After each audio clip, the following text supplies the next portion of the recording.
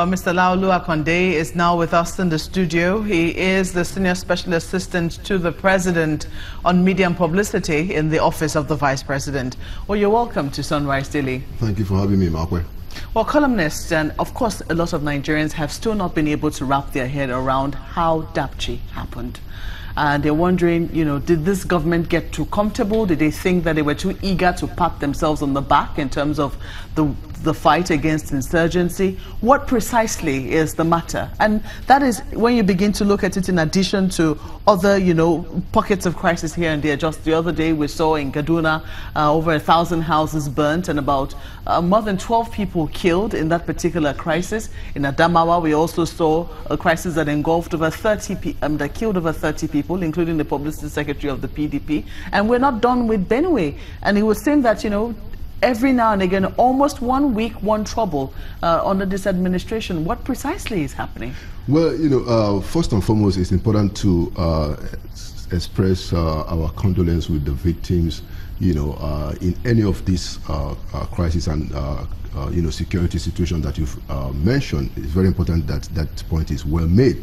The truth of the matter is that regarding what happened in Dapchi, the president has empaneled a probe, some kind of investigation that is going to actually tell us what actually happened in this particular instance. But of course, the important thing to add to that is that this government is up and doing and responding as swiftly as possible to address, this situation. Twice we've sent ministerial delegations to the place. We've immediately empaneled the probe. The chief of air staff is already there. We've had hundreds of hours of operation, on air, on land, trying to find the girls. And we've already identified who were involved in this, and it didn't take us a lot of time to quickly get a grip on it. And we can assure Nigerians that we will get to the root of this particular matter. And of course, on an ongoing basis, we will continue to see how we can perfect our security infrastructure. Which, for a lot of Nigerians, is entirely reactive. Because, the conflict in the Northeast is an ongoing one. They're asking questions as to how could we have left soft targets vulnerable for, when we know that Boko Haram does have an appetite for women and girls. How could we have left schools unprotected? Did we get too comfortable? And as to the effort which you're talking about, now we're beginning to see criticism as to that committee that the federal government has set up. GNI is saying the federal government is not really serious about getting these girls back. Well, we are very, very serious about getting these girls back. And don't forget that, to our credit, even after years of the Chibok girls' disappearance, by the grace of God and the hard work of this administration, we were able to get quite a number of them back. We are still in negotiation and working to get even more of them back. The fact of the matter is that under this administration, we have rescued more, even though some of the crises took place years before we came in. So that talks to, speaks to the diligence of the effort of the president and the security team to address these issues. There are issues, Markwe, in our security infrastructure, and we are dealing with them. There are issues that will take time, persistent, diligent efforts to resolve. Some of these things may not turn around in overnight. Can you offer some insight into some of those security shortfalls? Well, for instance, we believe that we should have state police. We believe that if you have state police, you will have a situation where people who are very conversant with the situation can handle the whatever is happening in the state.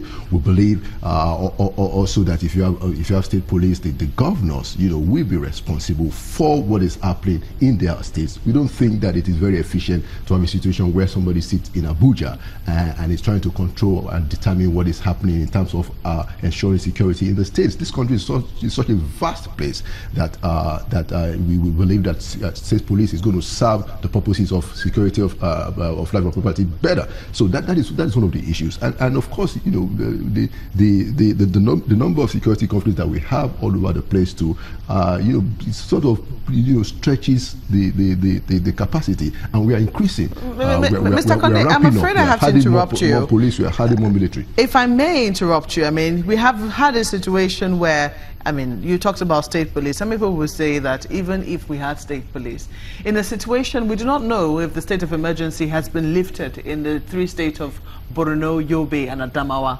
These are 3 states we know are still embroiled in an insurgency. We know that we have boots on the ground there.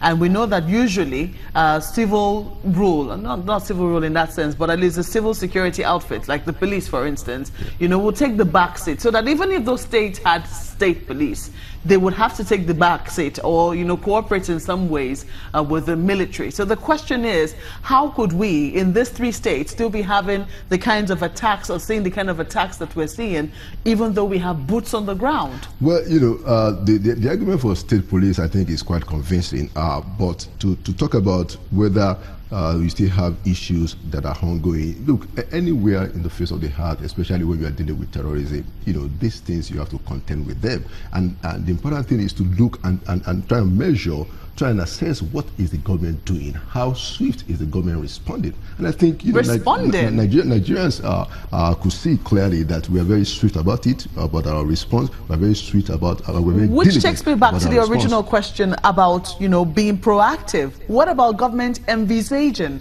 We've had the experience before that girls were stolen. We've seen, you've talked about this government rescuing many people, and we've seen, yes, a lot of women and girls, vulnerable people being rescued by the military. Thousands. So if that is the situation, and we know that that is a reality, why are we not also taking steps to ensure that people are protected and prevented from being stolen in the first instance? We are taking steps. The military is very much engaged and involved in what is going on in the Northeast, in addition to the police. And that's why I said the government has empaneled this probe to find out exactly what happened.